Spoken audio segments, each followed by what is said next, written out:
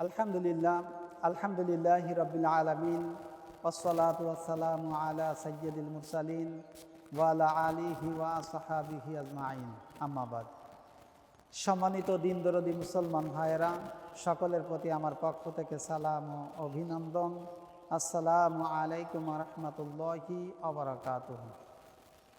আশা করি আপনারা সকলেই আল্লাহ সুবহানাহু ওয়া তাআলার দয়া এবং রহমতে খুবই ভালো আছেন। আজকে আমি আপনাদের উদ্দেশ্যে যে আলোচনাটি করব, আলোচনার মূল বিষয় হল কিয়ামতের সেই কঠিন মুসিবতের দিনে 6 শ্রেণীর লোক আল্লাহ রাব্বুল আলামিনের নিকট থেকে দয়া এবং ক্ষমা প্রাপ্ত হবে এবং বিশ্বনবী মুহাম্মদুর রাসূলুল্লাহ সাল্লাল্লাহু আলাইহি ওয়াসাল্লামের সুপারিশ প্রাপ্ত হবে। এই 6 সৌভাগ্যবান ব্যক্তি কারা, তাদের কোয়ালিটি কি?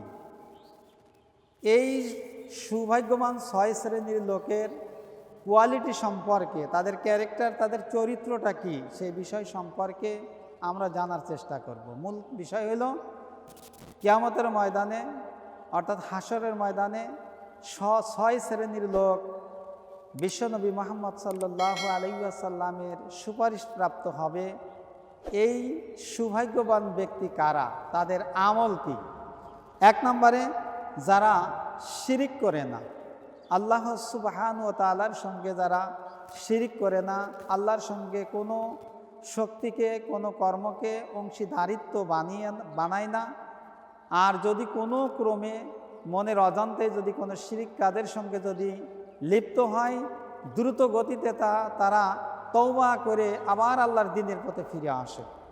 কিয়ামতের এই কঠিন মুসিবতের দিনে বিশ্বনবী মুহাম্মদ সাল্লাল্লাহু আলাইহি ওয়াসাল্লামের নিকট থেকে 1 নম্বরে এই কোয়ালিটি সম্পন্ন ব্যক্তিরাই সুপারিশ প্রাপ্ত হবে।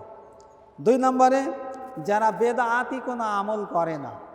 কিয়ামতের ওই কঠিন মুসিবতের দিনে, যেদিন বিশ্বনবী মুহাম্মদ সাল্লাল্লাহু আলাইহি ওয়াসাল্লামের সুপারিশ ব্যতীত কোনো ব্যক্তি আল্লাহর দয়া এবং ক্ষমা পাবে না, জাহান্নামের আযাব থেকে পরিত্রাণ পাবে না, আল্লাহর জান্নাত তো দূরের কথা, জান্নাতের সুঘ্রাণ মাত্র পাবে না।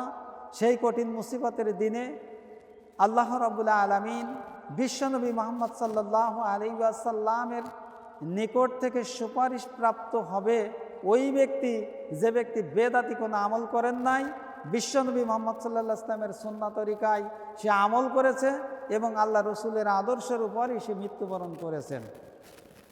এই ব্যক্তি কিয়ামতের ময়দানে আল্লাহ রসুলের সুপারিশ প্রাপ্ত হবে। 3 নম্বরে ওই ব্যক্তি আল্লাহ রসুলের সুপারিশ প্রাপ্ত হবে যারা দুনিয়ার জমিন থেকেই বেশি বেশি কোরআন অধ্যয়ন করত আমল করার নিয়তে এবং কোরআনের রাজ কায়েম করার জন্য সমাজ এবং রাষ্ট্রের সকল সেক্টরে যে মুসলমান চেষ্টা করত, এই কোরআন দিয়ে নিজের জীবন পরিচালনা করত, এই কোরআন দিয়ে নিজের পরিবার, নিজের সমাজ, নিজের রাষ্ট্রটাকে কোরআন দিয়ে, রসুলের আদর্শ দিয়ে যারা পরিচালনা করার জন্য যারা চেষ্টা করেছেন, কিয়ামতের সেই কঠিন মুসিবতের দিনে বিশ্বনবী মুহাম্মদ সাল্লাল্লাহু আলাইহি ওয়াসাল্লামের সুপারিশ প্রাপ্ত হবেন এই কোয়ালিটি সম্পন্ন ব্যক্তিরা।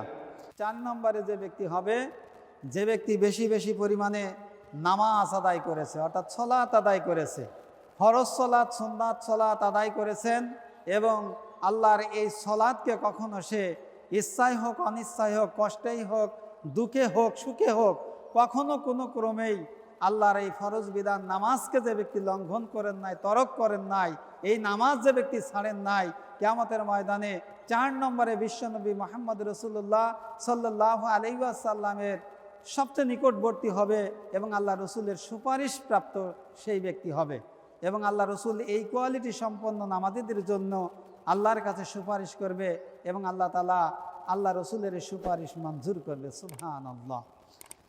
5 নম্বরে, ওই ব্যক্তিও আল্লাহ রসুল সাল্লাল্লাহু আলাইহি ওয়াসাল্লামের সুপারিশ প্রাপ্ত হবে যে ব্যক্তি সিয়াম সাধনা করত, অর্থাৎ রমজানের 30টি রোজায় তিনি রাখতেন 16 ওজর ব্যতীত।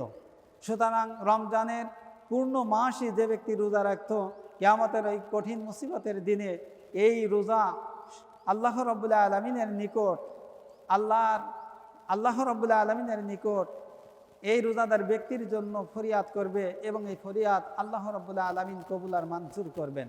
তাই আল্লাহ রসুল সাল্লাল্লাহু আলাইহি ওয়াসাল্লাম বলেন, কিয়ামতের ময়দানে যে ব্যক্তি রোজা রেখে মৃত্যুবরণ করবে, ফরজ রোজা যে ব্যক্তি ছাড়বে না, কিয়ামতের ময়দানে সবচেয়ে আমার সুপারিশ পাওয়ার উপযুক্ত ব্যক্তি ওই ব্যক্তি হবে যে ব্যক্তি রমজানে রোজা রেখে মৃত্যুবরণ করবে, অর্থাৎ দুনিয়ায় বেঁচে থাকা অবস্থায় সরই ওজর ব্যতীত রমজানের রোজা সে কখনো বাদ দেয় নাই।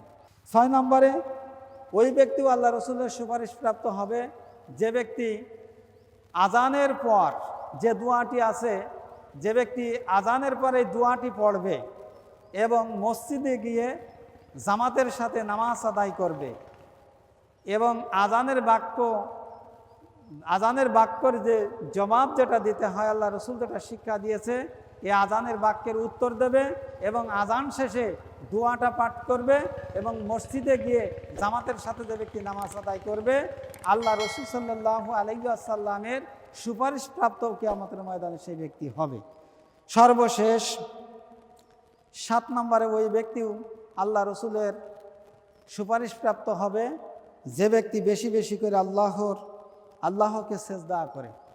যে ব্যক্তি বেশি বেশি করে আল্লাহকে সেজদা করে, অর্থাৎ তাহাজ্জুদের নামাজ আদায় করে, বিপদে আপদে সুখে এবং দুঃখে যখনই কোনো বিপদে পড়ে ওযু করে 2 রাকাত সালাত আদায় করে সেজদায় লুটিয়ে পড়ে আল্লাহ রাব্বুল আলামিনের নিকট কান্নাকাটি করে, আল্লাহর কাছে চায়, বিপদে আপদে দুঃখে সুখে সব অবস্থায় নামাজের মাধ্যমে আল্লাহর সাহায্য কামনা করে, আল্লাহর নবী বলেন, কিয়ামতের ওই কঠিন মুসিবতের দিনে আমি রসুলের সুপারিশ প্রাপ্ত তারা হবে।